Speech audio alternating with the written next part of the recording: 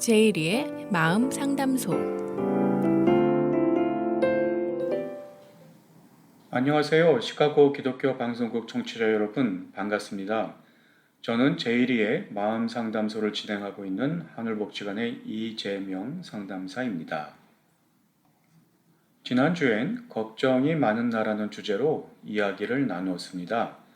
어느 정도의 걱정은 사람이 생존해 나가는 데 있어서 당연히 필요한 것이지만 지나친 걱정을 반복적으로 습관적으로 한다면 스트레스가 쌓이고 나의 정신과 몸이 조금씩 약해져 합리적이고 창의적인 사고의 능력 저하는 물론 육신적으로도 이완되지 못해 늘 긴장 속에 살게 된다고 했었죠.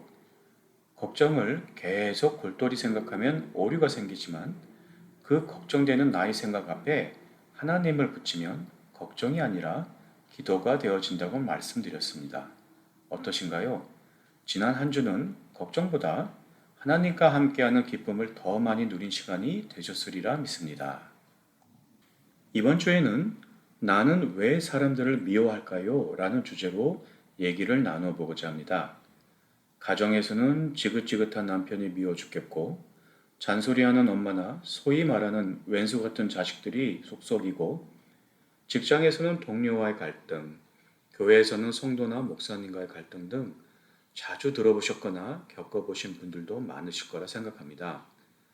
사람을 미워하는 마음은 어쩌면 우리 인간의 자연스러운 본성에서 비롯된다고 볼 수 있습니다.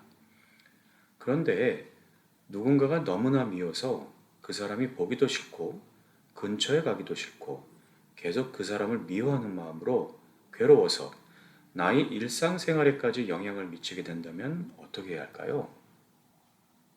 먼저 한 가지 경험담을 얘기해 드리도록 하겠습니다. 제가 아는 이분은 같은 교회의 어떤 성도가 너무 미워서 교회를 옮겨야 하나 고민을 하고 계셨어요. 마주치기도 싫은데 가는 곳마다 그 사람이 있어서 피하느라 바쁘고 예배 때도 그 사람과 한 예배당 안에 있다는 사실만으로도 괴로워서 목사님 설교에 집중하기가 힘들다고 하셨어요. 상대가 자기를 보는 표정이나 눈빛이 나를 이상한 사람으로 보거나 또는 무시하는 눈빛인 것 같아서 너무 싫고 뭔가 한마디라도 나에게 말을 붙이면 그 이후 며칠을 그 말에 대한 의도와 의미를 파악하느라고 머리가 복잡하다고 하셨지요. 살면서 강도의 차이는 있겠지만 이런 비슷한 경험을 한두 번쯤 겪은 분들도 계시지요. 남을 미워하는 마음으로 너무 괴로워하고 있다면 미운 그 대상을 바라보는 데 사용되는 시간과 에너지를 거꾸로 그 사람을 미워하는 나의 생각과 내 마음을 들여다보는 것에 집중해 보세요. 사람을 미워하는 이유가 여러 가지 있지만 낮은 자존감이 대표적인 원인 중에 하나입니다. 저 또한 정신적으로 힘이 빠지고 스트레스가 생기면 다른 사람이 작은 한마디나 몸짓 또는 눈빛 하나에도 예민하게 반응하게 되고 축복받은 하나님의 자녀라는 나의 정체성은 온데간데없고 눈앞에 보이는 내 감정에 모든 것을 놓고 판단하게 되더라고요. 사람들은 본인이 낮은 자존감을 가지고 있는 것을 모르는 경우도 많지만 나의 자존감이 낮은 것에 대해 인지를 하고 있더라도 내가 내 스스로에 대해 어떤 평가들을 하고 있는지 이런 것들이 나의 생각과 행동에 어떤 영향을 미치는지 잘 모르는 경우가 많습니다. 내가 사람들을 미워하는 마음으로 괴로워하고 있다면 그것은 반드시 나와 하나님과의 관계에도 부정적인 영향을 미치게 됩니다. 미워하는 그 대상이 중요한 것이 아니라 미워하는 나의 마음을 어떻게 다루느냐가 중요합니다.